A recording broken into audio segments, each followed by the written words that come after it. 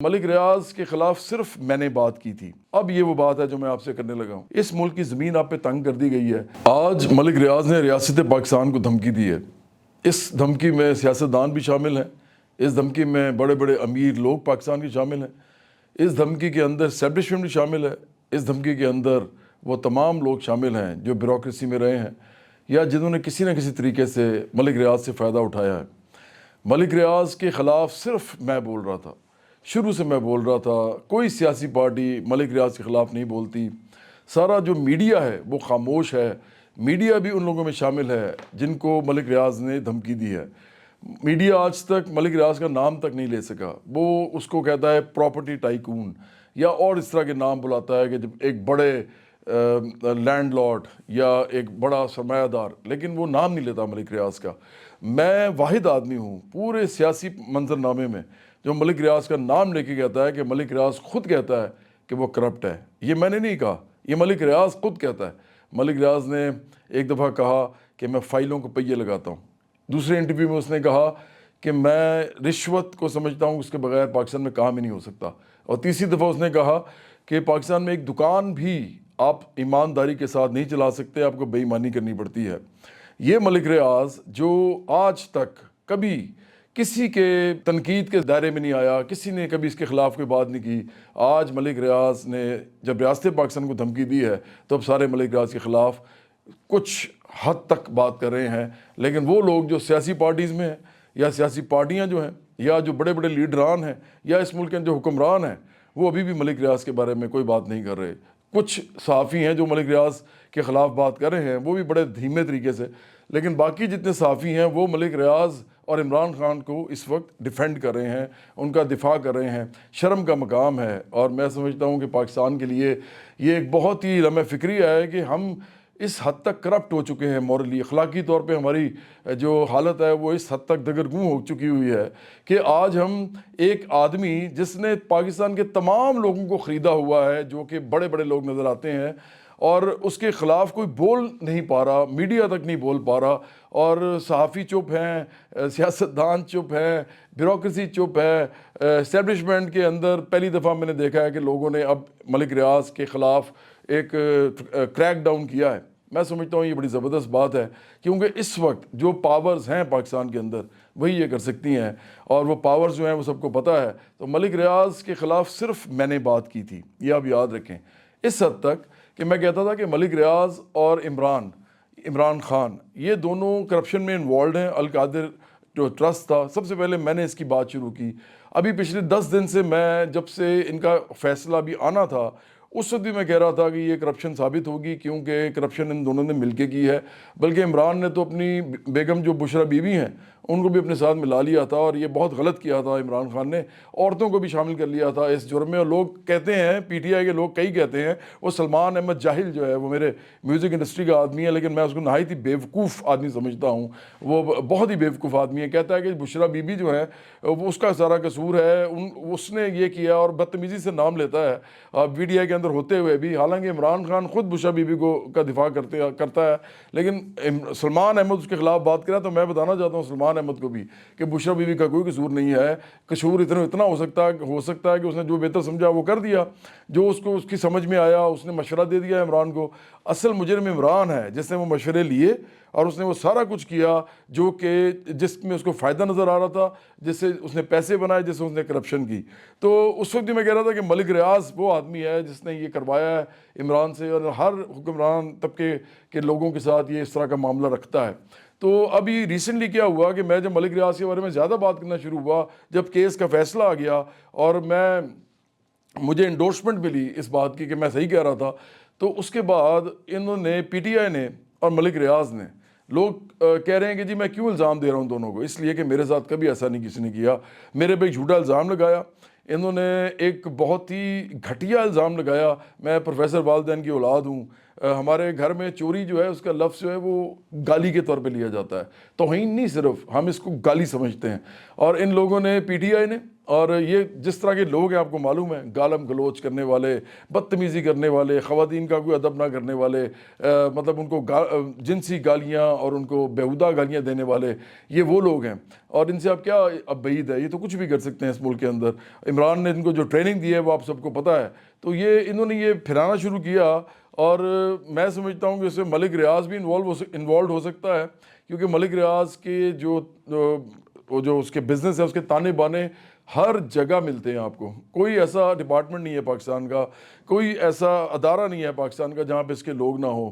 تو یہ جو سازش کی گئی ہے میرے خلاف بھی، اس میں بھی ملک ریاض انوالوڈ ہے، اور اس کے بعد میرا خیال یہ ہے، اور ساتھ پی ٹی آئی جو ہے اس نے اس کو فوراً اس کی تشہیر کی ہے۔ اس کا مطلب یہ ملی بھگت تھی۔ اور اگر آپ دیکھیں آج تو اس وقت جو مسئلہ ملک ریاض کا پڑا ہوا ہے وہ یہی ہے کہ ملک ریاض کہتا ہے میں گواہی نہیں دوں گا عمران خان کے خلاف، کیونکہ اس کو پتہ ہے کہ عمران خان کے خلاف گواہی دے کے عمران خان کے خلاف جو کیس ہے وہ اور زیادہ مضبوط ہو جائے گا، اور اس کو اپیل نہیں ملے گی، اپیل میں بھی جائے گا کسی کورٹ میں تو فائدہ نہیں ہوگا، کیس کا فیصلہ برقرار رکھا جائے گا۔ اس کے علاوہ بھی ملک ریاض کے اور بھی بہت سے معاملات ہیں، جو طاقتیں جو ہیں پاکستان کی، جو اس وقت اسٹیبلشمنٹ ہے اس کو معلوم ہے، اور وہ اسٹیبلشمنٹ کہہ رہی ہے کہ ملک ریاض واپس آئے گا، گواہی دے گا، تو عمران خان کے اوپر اور بھی کرپشن کے کیسز نکلیں گے۔ لیکن میں یہاں صرف یہ کہنا چاہوں گا، کیونکہ میں تو اس وقت ایسی پارٹی کا چیئرمین نہیں ہوں جو اس وقت حکمران ہے یا جو ہم اپوزیشن لیڈر ہیں، تو ایک بات میں ضرور کہنا چاہوں گا، اس ملک کے اندر سے کرپشن اگر آپ نے ختم کرنی ہے تو صرف ملک ریاض نہیں، ادھر بہت سارے اور بھی لوگ ہیں، اور اسپیشلی تمام پارٹیز کے اندر لوگ ہیں، اور ان سب نے ملک ریاض سے فائدے اٹھائے ہیں۔ اگر آپ ملک ریاض کے بجائے صرف عمران خان کو سزا دیتے ہیں تو یہ عمران خان کے ساتھ زیادتی ہے جو اس کے ساتھ ہوئی ہے، کیونکہ ملک ریاض اس میں انوالو ہے سارے معاملے میں۔ اگر آپ ملک ریاض کو سزا دیتے ہیں واپس لا کے، اور آصف زرداری سے نہیں پوچھتے کہ اس نے کیوں ملک ریاض سے اتنے پیسوں کا کاروبار رکھا اور وہ اس کے ساتھ چلتا رہا، تو ایک بات یاد رکھیں عام پاکستانیوں، اب یہ وہ بات ہے جو میں آپ سے کرنے لگا ہوں، آپ یاد رکھو ایک بات، میں بار بار آپ سے کہتا ہوں، اس ملک میں جب تک ایک عام لوگوں کی پارٹی نہیں بنے گی، آپ لوگوں کا بیڑا غرق رہے گا۔ اس میں وہ تمام مڈل کلاس کے لوگ بھی ہیں جو پڑھے لکھے ہیں، اس میں سفید پوش محنت کش بھی ہیں، اور اس میں وہ مزدور اور کسان بھی ہیں جو غریب ہیں، وہ جو غریب محنت کش میرے ہم وطن ہیں۔ آپ سارے ایک بات جان لیں، یہ ساری پارٹیز جن کے پیچھے آپ پاگلوں کی طرح بھاگ رہے ہیں، جاہلوں کی طرح، اور ان کے ساتھ ساتھ آپ بھی منافق ہو رہے ہیں، ایک بات یاد رکھیں کہ انہوں نے آپ کو کچھ نہیں دینا، کیونکہ ان سب کے تانے بانے آخرکار ملک ریاض کے ساتھ جا کے ملتے ہیں۔ اور ملک ریاض سے میں نے کبھی دھیلا نہیں لیا، میں ملک ریاض سے کبھی دھیلا نہ لوں گا، نہ میں نے لیا ہے، اور نہ ہی میں نے کبھی کسی بھی امیر آدمی سے پاکستان کے اس طرح کے تعلقات رکھیں کہ میں اس سے کچھ لوں، میں زمین لوں یا میں کوئی پیسے لوں یا میں کسی طریقے سے کوئی اور کام کرواؤں۔ میں نے یہ کروایا ہی نہیں، آج تک کبھی نہیں کیا۔ یہی بات میں بار بار کہہ رہا ہوں، میں کہہ رہا ہوں کہ میری کوئی فائل نہیں ہے، میرے پہ کوئی کرپشن کا کیس نہیں ہے۔ یہ جو جھوٹا الزام لگایا ہوا یہ بھی ختم ہو جائے گا، یہ گھٹیا الزام ہے نہایت ہی، ان کو اور کچھ نہیں ملتا، فائل نہیں ملتی، تو یہ اس طرح کی بکواس کرتے ہیں یہ سارے جو ہیں۔ تو میں تو اس کو بڑا سختی سے دیکھ رہا ہوں، لیکن آپ ایک بات سمجھ لیں، آپ ایک بات سمجھ لیں کہ یہ لوگ آپ کو کچھ نہیں دیں گے، یہ سارا حکمران طبقہ ایک ہے۔ یہ جو ہماری حکمران اشرافیہ جو ہے جن امیر لوگوں پہ مشتمل ہے، وہ سرمایہ دار ہیں، جاگیردار ہیں، مافیاز ہیں، بدماش ہیں اپنے علاقوں کے، پھر وہ قبائلی سردار ہیں، پھر وہ سیاسی پیر و مرشد ہیں، یہ وہ لوگ ہیں جو آپ پہ حکومت کر رہے ہیں۔ آپ کو لگتا ہے کہ یہ کبھی آپ کے لیے کچھ کر سکتے ہیں؟ کیا واقعی آپ کو لگتا ہے؟ اگر آپ کو لگتا ہے تو آپ جاہل ہیں، اگر آپ کو لگتا ہے تو آپ بہت بڑے بے وقوف ہیں، اور اگر آپ کو لگتا ہے اور اس کے باوجود آپ ان کے پیچھے ہیں تو آپ بہت بڑے منافق ہیں۔ تو یہ تمام لوگ جو میری بات سن رہے ہیں یہ سمجھ لیں، وہ عام لوگ پاکستانی، وہ عام پاکستانی، وہ تمام مڈل کلاس کے لوگ، وہ تمام محنت کش، وہ تمام سفید پوش جو کہ ان پارٹیز کو سپورٹ کر رہے ہیں، خاص طور پہ عمران خان کو جو سپورٹ کر رہے ہیں لوگ، وہ باز آ جائیں، وہ شرم کریں، وہ تھوڑی سی غیرت کا مظاہرہ کریں۔ برابری پارٹی کے علاوہ کوئی ایسی پارٹی نہیں ہے جو عام پاکستانی پر مشتمل ہو، ہمارے علاوہ کوئی ایسی پارٹی نہیں ہے جس نے کبھی امیروں سے کوئی پیسہ نہ لیا ہو، ہمارے علاوہ کوئی ایسی پارٹی نہیں ہے جو اس ملک کے حکمران طبقے کو چیلنج کر رہی ہو، کوئی پارٹی ہمت نہیں رکھتی۔ یہ تو اس کی ہمت نہیں رکھتے کہ عام بزنس مین یا عام جو ایک بڑا مافیا ہے اس ملک کے اندر اس کے خلاف بھی کوئی بات کر سکیں، تو یہ سیاستدانوں کے خلاف کیا بات کریں گے، یا یہ اصل ایشوز پاکستان کے ان پہ کس طرح آئیں گے؟ تو ہم تو آپ لوگوں کے اصل ایشوز کی بات کر رہے ہیں، کیونکہ ان سب نے پیسے لیے ہیں کسی نہ کسی سے، تو یہ سب کمپرومائزڈ ہیں۔ یہ سارے کے سارے جو ہیں یہ بیچارے یہ کچھ نہیں کر سکتے آپ کے لیے. یہ آپ کو ہمیشہ بھوک، غربت اور جہالت اور بیماری یہ سب دیتے رہیں گے. آپ کے بچوں کا مستقبل تباہ رہے گا. نہ آپ کے پاس اچھا کھانا ہوگا 3 وقت کا، 2 وقت کا کھانا بھی لوگ اس ملک میں اچھا نہیں کھاتے زیادہ تر لوگ جو ہیں. اور اسی طرح اس ملک میں نہ آپ کے پاس کپڑے اچھے ہوں گے پہننے کے لیے. اب تو عید پہ بھی لوگ کپڑے نہیں بنا سکتے، آپ کو معلوم ہے. اور سب سے بڑی بات کہ اب آپ کے پاس مکان بنانے کے پیسے نہیں ہیں، کسی کے پاس اب پیسے نہیں ہیں. نئی جنریشن جو آ رہی ہے، آپ کے جو بچے ہیں، سوچیں کہ ایک مکان کتنے کا بنتا ہے اب ایون گاؤں میں اور دیہاتوں میں. اس کے بعد آپ چھوٹے شہروں میں آئیں، قصبوں میں آئیں، آپ کا جو مکان ہے وہ اتنا مہنگا ہو گیا ہوا ہے کہ آپ بنا ہی نہیں سکتے. اب ایک انسان جس کی نوجوان لڑکا یا لڑکی جس کی تنخواہ صرف اور صرف 25,000 سے لے کے 1 لاکھ تک بھی ہے، تو وہ مکان کیسے بنائے گا؟ آپ مجھے بتائیے. مکان کی پہلے زمین آئے گی. آپ 3 مرلے کی زمین بھی خریدے ہیں تو وہ تقریباً 50 سے 70 لاکھ یا 75 لاکھ کی ملے گی آپ کو لاہور جیسے شہر میں. اور اس کے بعد اگر آپ اس پہ مکان بھی بنائیں گے تو اس سے ڈبل جو ہے پیسہ وہ آپ کا مکان بننے پہ لگے گا. اور اگر آپ نے اپنے کسی گاؤں دیہات میں بنانا ہے تو وہ بھی لاکھوں کا پروجیکٹ ہے. تو یہ آپ کو ایکچولی اس پورے دھارے سے نکال چکے ہیں. اس ملک کی زمین آپ پہ تنگ کر دی گئی ہے. اس ملک کی زمین پر اب آپ اپنا مکان تک نہیں بنا سکتے. تو اس ملک کے اندر اب کوئی آپ کے ساتھ نہیں کھڑا سوائے برابری پارٹی کے. یہ وہ بات ہے جو میں بار بار آپ سے کر رہا ہوں. ملک ریاض کے اس واقعے نے ان تمام لوگوں کی اصل جو شکل ہے، ان کا جو اصل روپ ہے وہ آپ کے سامنے کھڑا کر دیا ہے. ملک ریاض صرف قصوروار نہیں ہے، یہ سارے قصوروار ہیں اور یہ سب ملے ہوئے ہیں. تو سوائے برابری پارٹی کے کوئی ایسی پارٹی نہیں ہے جو یہ کہہ سکے کہ ہم نے ملک ریاض سے کبھی کچھ نہیں لیا. اسی لیے ہم آپ کی پارٹی ہیں، ہمارے ساتھ سیاست کریں، ہم مل کے اس ملک کو چینج کریں گے. ہم نے کبھی کسی سے کوئی پیسہ نہیں لینا. ہم جو سیاست کریں گے چندے کے ساتھ کریں گے. جیسے کہ میں نے پہلے بھی کہا تھا 1 کروڑ ممبرشپ صرف ہمیں چاہیے شروع میں، صرف 1 کروڑ ممبرشپ، کچھ بھی نہیں ہے. 25 کروڑ کا ملک ہے یہ.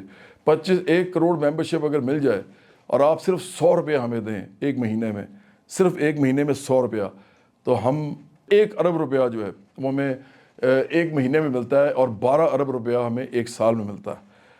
مطلب اگر آپ ہمیں صرف 100 روپیہ دیں، میں بار ریپیٹ کرتا ہوں، آپ 1 کروڑ لوگ ہوں، ہمیں 100 روپیہ دیں صرف، تو ہمیں ایک مہینے میں 1 ارب اور ایک سال میں 12 ارب روپیہ ملتا ہے اور 5 سال میں وہ 60 ارب روپیہ بنتا ہے. تو پارٹی بننے کے لیے تو بہت کم اس سے پیسے چاہیے ہوتے ہیں بڑی پارٹی بننے کے لیے. تو برابری پارٹی کو پورے ملک کے ہر کونے میں، ہر گھر میں لے کے جانے کے لیے آپ لوگ خود اس کو بنائیں گے. یہ پیسہ بھی آپ خود یوز کریں گے، یہ ہم نہیں یوز کریں گے. یہ آپ اپنے لیے استعمال کریں گے، اپنے علاقوں میں کریں گے، یونین کاؤنسلز میں کریں گے، وارڈز میں کریں گے. ابھی لوکل گورنمنٹ کے الیکشن آنے والے ہیں، اس کے اندر بھی یوز کریں گے. پھر آپ جو پروونشل اسمبلی کے حلقے ہیں ان میں یوز کریں گے. پھر آپ جو نیشنل اسمبلی کے یعنی قومی اور صوبائی جتنے حلقے ہیں ان میں آپ یہ پیسے یوز کریں گے اور لوگوں کو بتائیں گے کہ برابری پارٹی کیا ہے. تو اس طرح ہماری پارٹی بنے گی. ہم کسی امیر کے پیسے پہ نہیں چلتے، ہم کسی امیر کے قرض دار نہیں ہیں کسی امیر کے. تو اسی لیے امیر جب تک ان لوگوں کو پیسے دیتے رہیں گے، یہ ان سے اپنا کام کرواتے رہیں گے، یہ ملک امیروں کے لیے چلتا رہے گا، غریبوں کے لیے نہیں چلے گا. اور آپ کی حالت ایسے ہی رہے گی جیسے آپ کی پچھلی نسلوں کی تھی، اور آپ کی اگلی نسلیں بھی ایسے برباد رہیں گی.